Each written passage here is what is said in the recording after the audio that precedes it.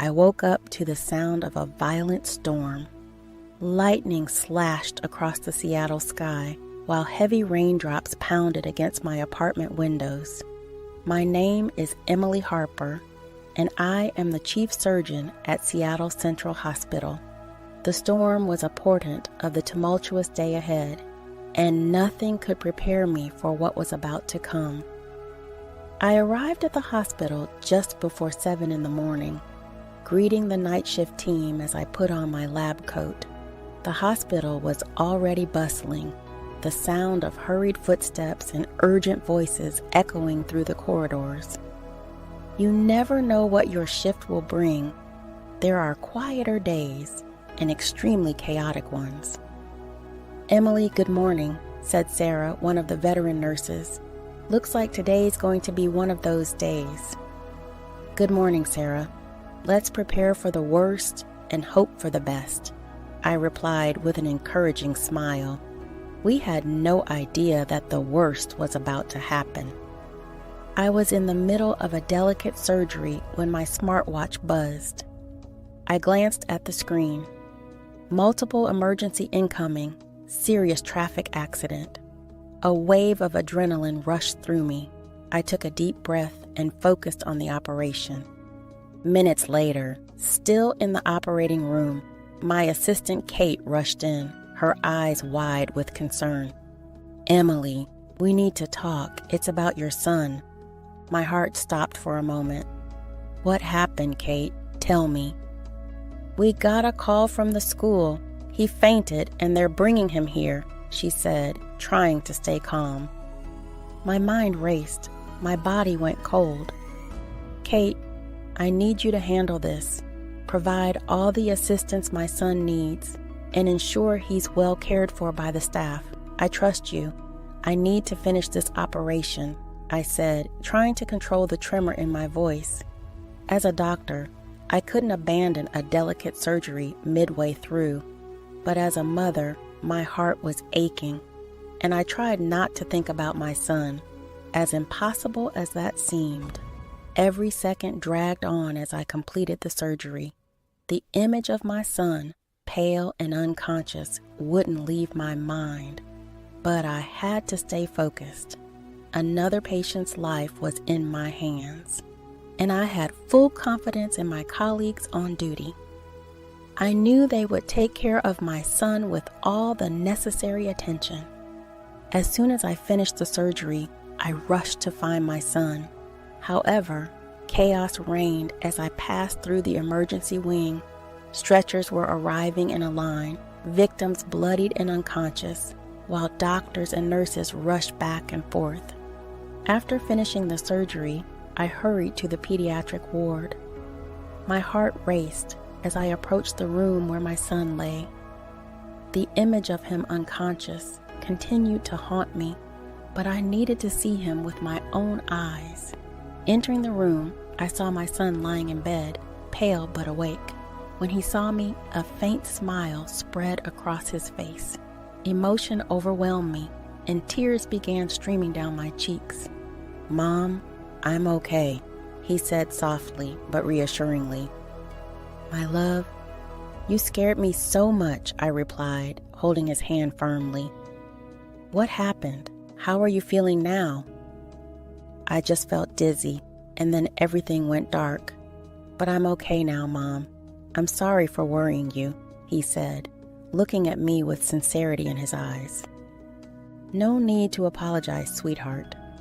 The important thing is that you're okay now," I said, gently caressing his face. "I promise we'll take better care of you and make sure this doesn't happen again." "Mom, you were saving lives, weren't you?" "I know how important that is to you," he said, trying to comfort me despite his own frailty.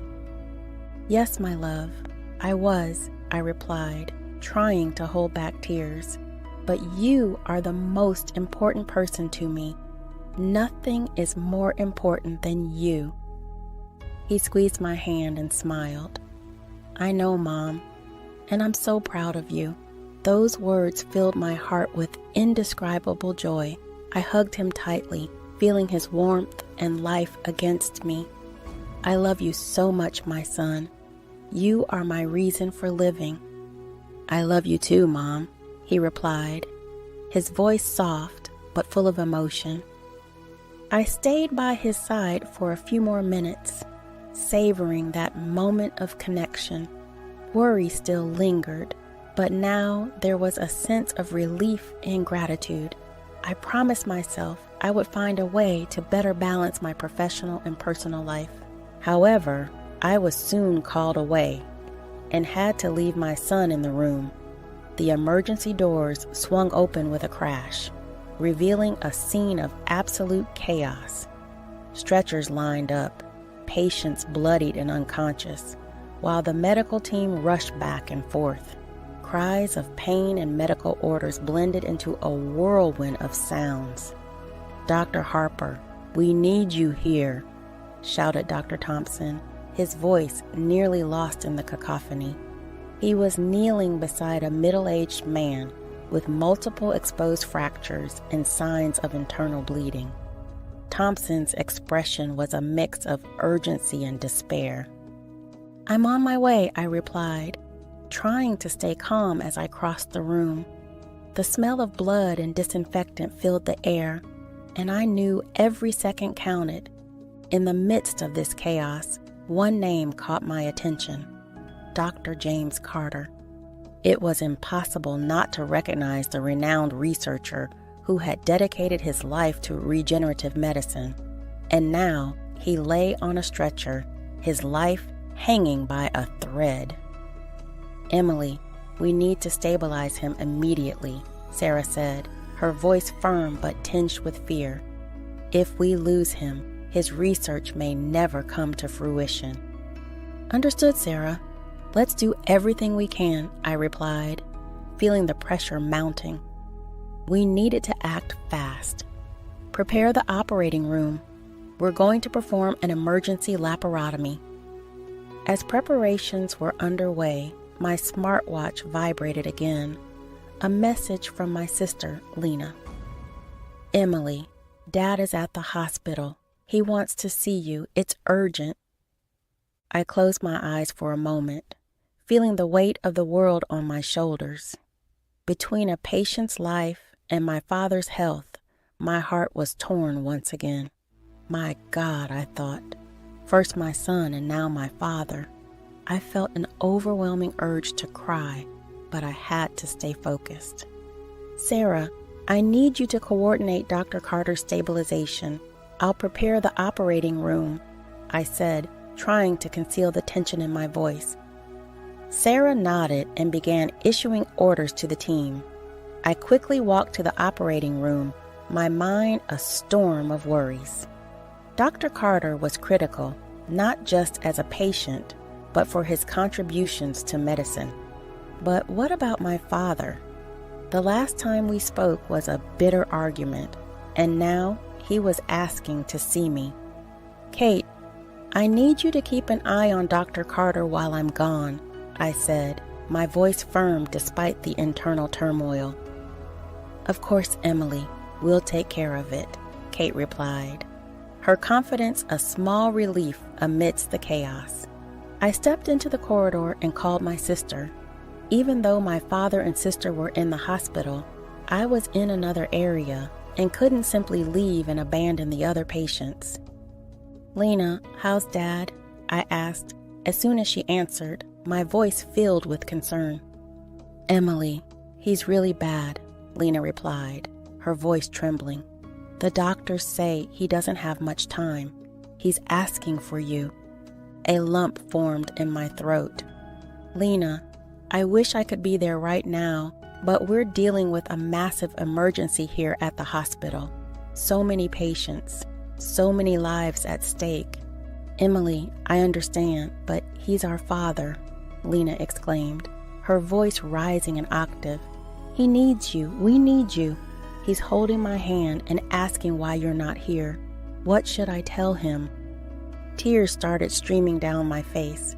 "Lena, I'm so sorry. I'm doing the best I can. Please tell him I love him and that I'm thinking of him all the time. As soon as I can, I'll be there."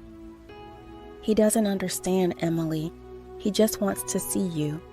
And I'm scared, Lena said, her voice breaking. I'm scared he'll pass away without getting to say goodbye to you.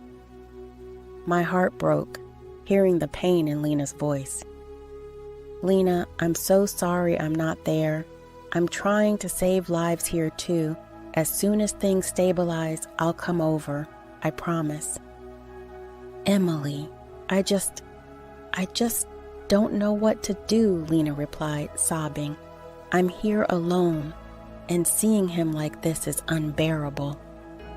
Lena, you're strong. I know you are. Stay strong for him and for us. I know it seems impossible right now, but we need to be strong, I said, trying to comfort her while holding back my own despair. I'll try, Emily, I'll try, but please come soon, Lena pleaded, her voice full of supplication. I will, Lena, I promise I will, I replied, determined. Tell Dad I love him. And Lena, I love you too. We'll get through this together. I love you too, Emily. Stay safe and come soon, Lena said before hanging up. I stood there in the corridor for a moment, trying to control the emotions threatening to overwhelm me. There were so many lives depending on me right now, but my father's life, my family's, also needed me. Minutes later, I headed to the operating room. Dr. Carter was on the table, his critical condition evident. I focused entirely on the operation, blocking out distractions. The lights in the operating room reflected off the sweat on my forehead as I worked meticulously, every move calculated. Blood pressure dropping, a nurse warned. Increase the fluid infusion and prepare for a transfusion, I ordered, keeping my eyes fixed on the surgical field. Meanwhile, the conversation with Lena echoed in my mind. Concern and guilt mingled as I tried to focus on the surgery. Every second was crucial. Finally, we managed to stabilize Dr. Carter. His condition was still critical, but we had a chance. I felt a brief relief, but I knew my journey was far from over. I left the operating room to check on the other patients. The emergency was more under control, but there was still much to be done. I found Sarah, who was monitoring the most critically ill patients. How's Dr. Carter? I asked. Stable, but we need to keep a close watch on him. His chances are better now, Sarah replied. Great work, Sarah. Let's keep it up, I said, feeling a spark of hope. There was still one final challenge ahead. I picked up my smartwatch and sent a message to Lena. Heading to see Dad now. Please hold on. As I walked towards the wing where my father was, I felt a mix of fear and determination. The decisions I made today weren't easy, but I knew I had done my best, and now it was time to face the next challenge, both as a doctor and as a daughter. The pressure in the hospital was reaching its peak. With Dr. Carter stabilized and my son still under medical care, the weight of responsibilities was beginning to crush me. Every passing second seemed to intensify the influx of patients and the complexity of cases. Emily, we have 3 more critical patients arriving, Sarah alerted, her voice heavy with fatigue. Understood. Keep coordinating the team, Sarah. I need to go check on my father, I replied, trying to hide my own exhaustion. But before I could take another step towards my father's room, my smartwatch vibrated again. A message from the hospital board. Urgent meeting now, negligence issues. I took a deep breath, feeling a wave of frustration and fear. There was no time for this, but I knew I couldn't ignore it. I hurried to the conference room where the board members were gathered, their expressions stern. Dr. Harper, we've received concerning reports about your absence during Dr. Carter's surgery. Can you explain? Dr. Collins, one of the senior members, asked with a chilly voice. Gentlemen, I understand the concern, I began, trying to stay calm. We were facing a crisis with multiple traumas due to the accident. My son collapsed and was brought to the emergency room, and my father is also in the hospital in critical condition. I left the start of Dr. Carter's operation with my team and went to the hallway to speak on the phone with my sister, who was with my father. "This is highly irregular, Dr. Harper," Dr. Jenkins intervened, another critical voice. "Your priority should have been the patient." I felt the tension escalate, but I knew I had to defend myself. "Gentlemen, we're talking about human lives, both Dr. Carter's and my son's and father's. I made a difficult but necessary decision," I responded firmly. The room fell silent for a moment. I felt every beat of my heart, waiting for judgment. "I understand your concerns and accept responsibility for my decisions, but please consider the context. I am a physician, but I am also a mother and daughter. Each of these lives is important to me. I believe any of you in my place would have done the same." I had to trust my highly capable team to handle the surgery while I dealt with a family emergency, I continued, my voice growing stronger as I spoke. "As doctors, we know life is fragile, and our decisions have a profound impact, but we also know that empathy and understanding are integral to our profession. I ask that you judge my actions not just by protocol, but by the humanity involved." The men in front of me exchanged looks, visibly affected by my speech. "We will continue monitoring the situation. For now, let's focus on patient care," Dr. Collins finally said, easing some of the pressure. I left the conference room, still with adrenaline rushing through my veins. I needed to see my father, but before I could reach his room, I was urgently called to the operating room. A child had arrived severely injured. "Dr. Harper, we need you here," one of the nurses shouted. I rushed to the operating room, where I found an approximately 8-year-old girl with serious injuries. "Prepare the room for emergency surgery. We need to stabilize this child immediately," I ordered, taking charge. The team worked swiftly, following my instructions. "We need to control internal bleeding and repair organ damage," I said, focused. I began the operation with precision, every move crucial. "Sarah, maintain stable blood pressure. Dr. Lee, prepare the forceps for suturing. We'll need a blood transfusion." "Stay calm and focused," I instructed firmly. Time seemed to stand still as we worked to save the child's life. The operating room was immersed in tense silence, interrupted only by the sounds of monitors and surgical instruments. Finally, after hours of delicate surgery, we managed to stabilize the girl. The bleeding was contained, and the fractures were treated. "Good job, team. The child is out of danger," I said, feeling profound relief. As I left the operating room, exhaustion hit me like a wave. Every muscle in my body ached, but my heart was relieved that we had saved another life. With heavy steps, I walked towards my father's room. When I arrived, a heavy weight settled on my shoulders. The room was quiet, except for the gentle hum of machines monitoring my father. My sister Lena was seated beside him, her face a mix of worry and anger. "Emily, you're finally here," Lena said, her voice tense. "Lena, I'm sorry. I did everything I could to get here as quickly as possible," I replied, trying to explain. "I know you're busy, but he's our father, Emily. He had a heart attack. We don't know how much time he has left," she said, tears welling up in her eyes. "I understand, Lena. I really do.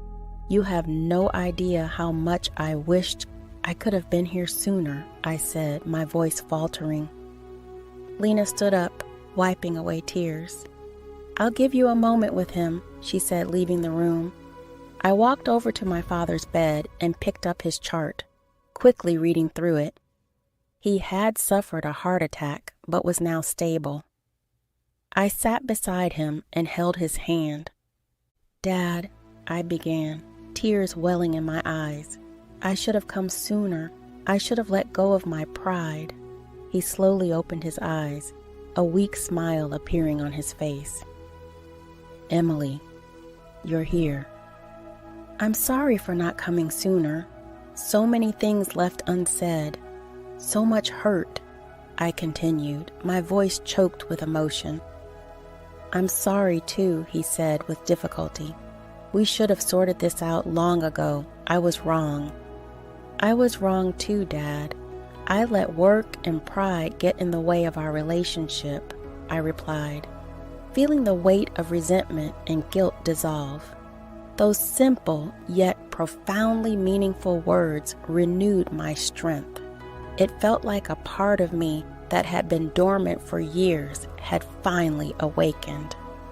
"Emily, you were doing what you thought was right, and I was too stubborn to see that," he said, his voice weak but sincere. "I love you, Dad. I always have, and I promise from now on I'll be more present," I said, squeezing his hand firmly. "I love you too, my daughter, and I'm proud of you, of everything you do," he replied, tears welling in his eyes. Over the next few minutes, we talked about the past, regrets, and forgiveness. It was an emotionally charged dialogue, each word bringing forth years of unexpressed pain and love. Lena returned to the room, and we embraced, all together for the first time in a long while. That moment of reconciliation was a balm for our wounded souls. I left my father's room with a newfound energy. I needed to return to the emergency room. Dr. Carter was undergoing another procedure, and I needed to be there to ensure everything went smoothly. As I walked through the corridors, the concerned looks from colleagues began to soften, turning into expressions of support. In the operating room, I saw Dr. Lee focused, his hands steady and precise. The team was synchronized, working like a well-oiled machine. "Emily, you've arrived just in time. We're almost done," Dr. Lee said, without taking his eyes off the surgical field. "Excellent work, all of you," I replied, feeling a deep pride for my team. I stood beside them, watching as they successfully concluded the surgery. Dr. Carter was stable, and we had given him a chance to recover. After the surgery, I checked on my son again. The faint smile on his face when he saw me was the best gift I could have received. "Mom, I'm okay," he said, trying to appear stronger than he actually was. "I know, sweetheart. The doctors here are amazing, and you're a very strong boy," I replied, holding his hand firmly. His condition was treatable, and with proper care, he would be fine. With a slightly lighter heart, I was called to another meeting with the hospital board. I was prepared to defend my actions, even though I knew I might face severe criticism. To my surprise, the atmosphere in the room was different. There was a silent understanding in the board members' gazes. "Dr. Harper, we've considered all the factors at play and recognized the complexity of the situation," Dr. Collins said, breaking the silence. "We support your decision and appreciate your tireless dedication." Those words took me by surprise. I felt a wave of relief and gratitude. The battle I fought today was not in vain. Receiving the board's support was more than I had hoped for. Leaving the meeting, I found my team waiting for me. Sarah, Kate, Dr. Lee, and everyone else were there, their faces showing signs of fatigue, but also determination and solidarity. "Emily, you did an amazing job today. We're a team and we're here for you," Sarah said with a comforting smile. "Thank you, everyone. I couldn't have done any of this without you, I replied, tears filling my eyes. In that moment, I realized that today was not just about saving lives, but also about rediscovering the value of family, forgiveness, and teamwork. Each challenge faced brought a new lesson, and I knew that regardless of what the future held, we would be ready to face it together. As night fell, I returned to see my father and son, feeling stronger and more connected than ever. The storm that started the day brought not only chaos, but also clarity and renewal. The hospital room was bathed in the soft light of dusk.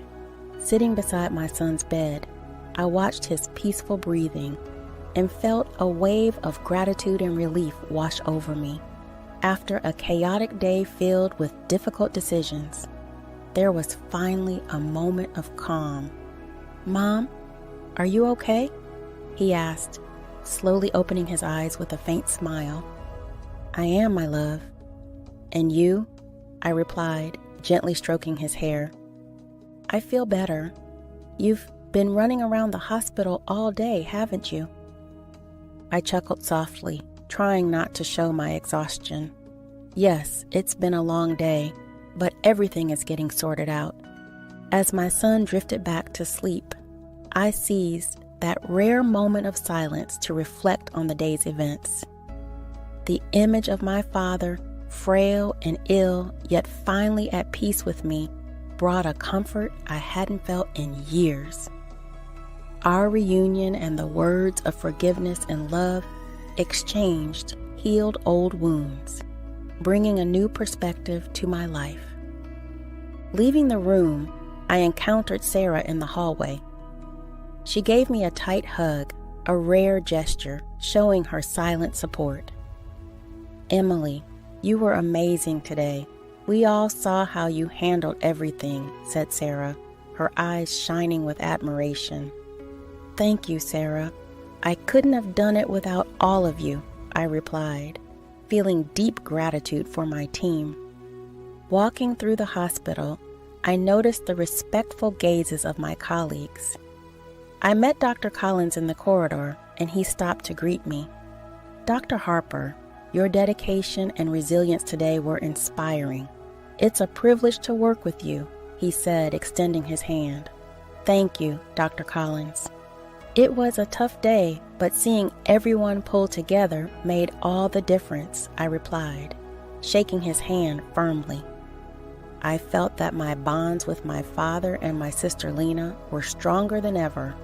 After so many years of distance and hurt, there was finally mutual understanding and a renewed willingness to be there for each other. "Emily, Dad is asking for you," Lena said, finding me in the hallway. I went to my father's room and found him sitting there with a look of peace I hadn't seen in a long time. "How are you, Dad?" I asked, sitting beside him. "Better, much better now that we've sorted out our differences," he replied, holding my hand. "I feel like we can finally begin to heal." "I feel that too," I replied, tears welling up in my eyes. "I'm so happy we're together again." Lena joined us, and we shared stories and laughter, strengthening the bonds we had let weaken over the years. Those moments of connection were a balm to our souls, renewing our strength as a family. As night fell, I returned to my son and sat beside him again, feeling a calm I hadn't experienced in a long time. I looked at him, my father, and Lena, and realized that despite all the challenges, we had found a new balance. "Mom, when are we going home?" my son asked, waking up again. "Soon, my love. We just need a few more days to make sure everything's okay," I replied, holding his hand. He smiled and closed his eyes, drifting back into peaceful sleep. In that moment, I realized that despite all the challenges and responsibilities, finding balance between my career and my family was possible. I felt stronger and more resolved, ready to face whatever the future held. With the first rays of the moon illuminating the room, I smiled to myself, knowing that despite the storm that had started the day, there was now clarity and renewal in my life. The first rays of sunlight illuminated the hospital, bringing new hope and a fresh start. Sitting in the waiting room, I observed the calm after the storm of the previous day. The struggles and challenges we faced had been tough, but we were all here, ready to move forward.